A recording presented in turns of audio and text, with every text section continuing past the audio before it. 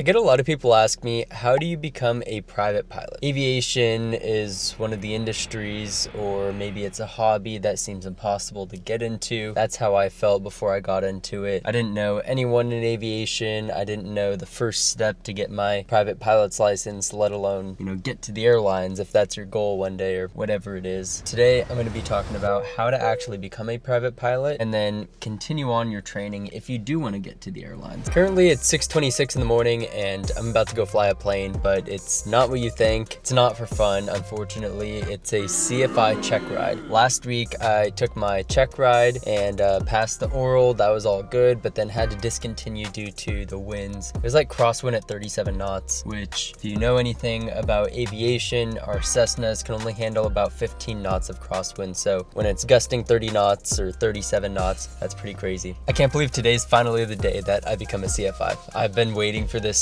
for so long. It's crazy. So much work that has gone into it, so much studying, and it's finally here. So let's go get that cert. Can I get this? Thank you. Thank you. Have a good day. I've talked about not getting a lot of fast food. I feel like that was a bad habit throughout my training where I got fast food a lot, Chick-fil-A, Panda Express. I mean, I don't know. What are your go-tos? Mine's Chick-fil-A. On check ride days, especially when it's, I have to be up at 5 a.m. Cooking breakfast, I don't want that to be an issue. I don't want that to be a time constraint. I just want to get to the training center, pick something up on the go, and that's why I get McDonald's. But we're here. I have to run in and fill out a weight and balance, and then hopefully we become an instructor today. It's crazy. Doesn't even seem real. Just waking up. Got this energy drink, Celsius packet in a bottle of water. I started doing this because the carbonated, gosh, I'm thinking about airplanes too much. The carbonated drinks, they're a little bit too much on my stomach. Like it was fine for a while until it wasn't. And then it's like, you start kind of feeling like bloated every single morning from drinking those on an empty stomach, which makes sense. Caffeinated on an empty stomach. That doesn't seem to agree. All right, weight and balance time.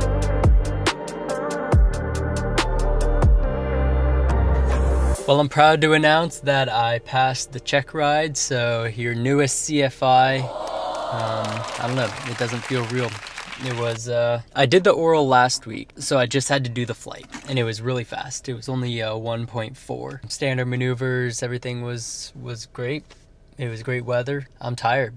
It's now 1:11. I've been up since 5 something. I started studying for multi-engine, which is crazy. And yeah, I'm just mentally a little bit tired. Anyways, let's get to the actual video of why you're watching, which is how to actually become a pilot. Okay, so I have the FAA, which is basically just a fancy big book of regulations. And we are at 61103, which is eligibility requirements to become a private pilot.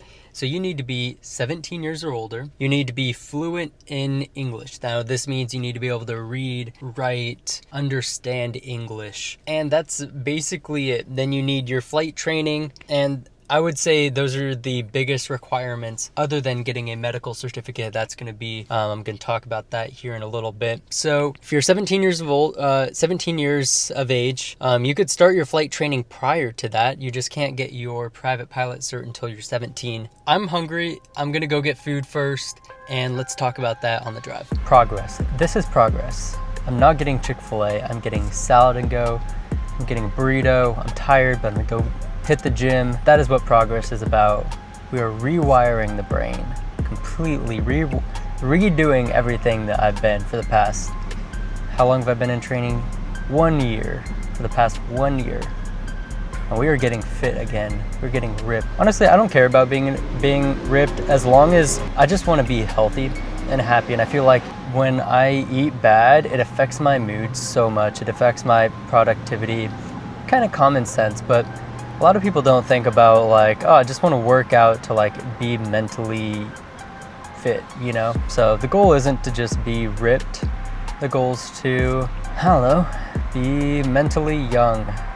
Is that a thing? Being mentally young, obviously. Thank you, have a good day. Fajita wrap, Let's go. Okay, so you picked your flight school, you connected with an instructor, you see that they're nice, they're welcoming, you like the structure of what they have to offer.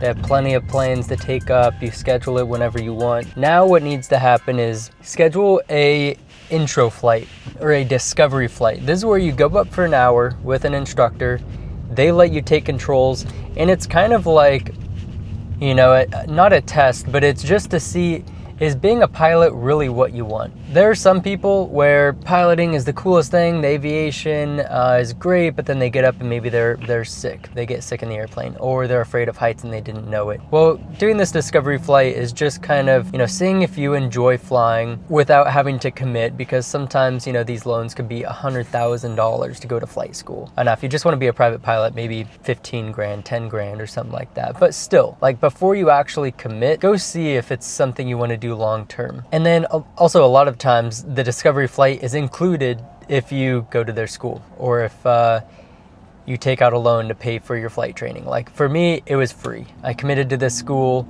and the discovery flight was free before I committed. I just had to get approved for the loan, and then it was a free discovery flight. 1 hour, went up, did some maneuvers, basic things. They let me take controls. I got to fly a plane even though I wasn't even a student pilot. It was really cool. And they even let you land the plane. It's insane. So you go up, you do your discovery flight, and at that point, hopefully you're confident that you want to be a pilot and you want to continue, and hopefully you're committed to that school, or if not, you find a school to be committed to. And then next thing you have to do is get your medical certificate. So the FAA has this examination process to see if you are fit to be a pilot. Not necessarily like you have to have a six-pack, but fit as in, can you see clearly? Are you taking drugs? There's a huge list of drugs that you can't be taking. Do you have a history of depression? Are you, diagnosed with bipolar disorder? There's a lot of different things that can disqualify you from being a pilot. And this is something we want to do prior to actually starting the flight training. And a lot of schools will tell you to get your medical before you start. That way you don't commit, you don't pay a bunch of money just to find out that you can't be a pilot. So just Google FAA medical examiner near me and something will pop up. I think mine was $100 or $120. You'll get a first class medical. There are 3 different classes: first class, second class, third class. If you just want to be a private pilot, third class is great, but if you want to get to the airlines, you're going to want a first class, so you could exercise your ATP privileges. You don't really need it when you're first starting off, but just get the best one that you can. Get the highest one. That way you qualify for it, you know what to expect in the future, and you just don't want to show up when you're ready to the airlines trying to get your first class for the first time and then something comes up. We're just trying to eliminate, some of the errors of, or discovering something that will disqualify you after you've done all this training to be a pilot. So go get your first class medical, FAA medical examiner near me. Just look that up. And then the next thing to do is start studying and start your training. One recommendation I would have before you start, you're going to hear this from everyone, do your written tests before you start. So for each stage, each certificate you get, and then your instrument rating, you're going to have to do a aeronautical knowledge test, where it's more of a barrier to entry. There's a question and answer bank that you basically memorize, and you memorize all these questions to go take the test. It's not so much to have correlation level knowledge to where you're understanding the concepts at a deep level. That's not really the goal. The goal is a more rote memorization out of these written tests. Can you study for something that's pretty darn hard and go past this test? These tests are $175 each, so I would recommend you really study and pass it for the first time. Now, don't go just trying to understand each question to its fullest. Memorize the answer, go in, take the test. And then after, that would be my recommendation. The first thing that you do, and you're probably not going to understand a lot of the material on the written test, and that's totally fine. You have your private written test, you have your instrument, you have your commercial, you have your If you want to become an instructor, you have your fundamentals of instructing. You have your flight instructor airplane written test. You have your instructor instrument written test. You have like 6 written tests that you have to do. And if you're doing them while you're doing your training, it's really hard. Take it from someone that had to do it. I did my private before I started training, but then after, the other ones I didn't do. So for the instrument phase, I did my instrument rating in 30 days. I had to study for the written test during that, and it was not fun. The written test isn't like studying the ground knowledge. It's kind of different. It's really tough. The written tests are meant to fool you. They're tricky questions. Do them before, even though you are probably not going to understand the questions, and that's fine. Whatever you can do to memorize the answers, go in and take that test.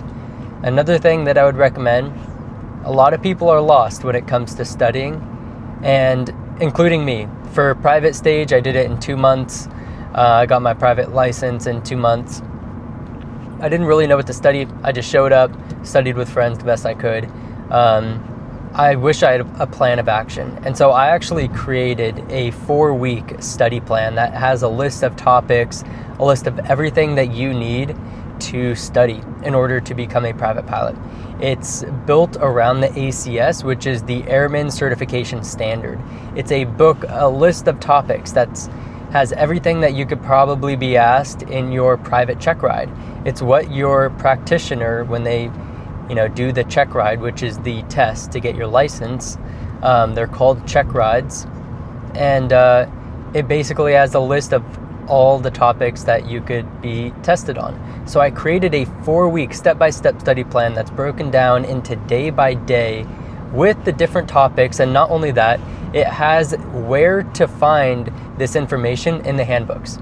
So all you have to do is flip to the page. You see on day 1, it says these regulations. Cool, I go here. Day 29, it's icing or whatever. I don't know. Day 25 is icing. Cool, I go in the handbooks to this page and I just read up on that and study that. It's broken down. It's going to make your life so much easier if you have a list of what to study. Have a plan of action. That's the whole point of this. Don't just go into it blind, studying whenever. All right, I hope you enjoyed today's video. Just kind of summed up, the steps to actually become a pilot, whether it's a private pilot or commercial, whatever you want to do. I just want you guys to be successful. I just want you to have an easier path, because it took a lot of figuring out on my end. During the private, I had to figure a lot out. So hope you liked this video. If you did like it, and if you're not following, subscribe.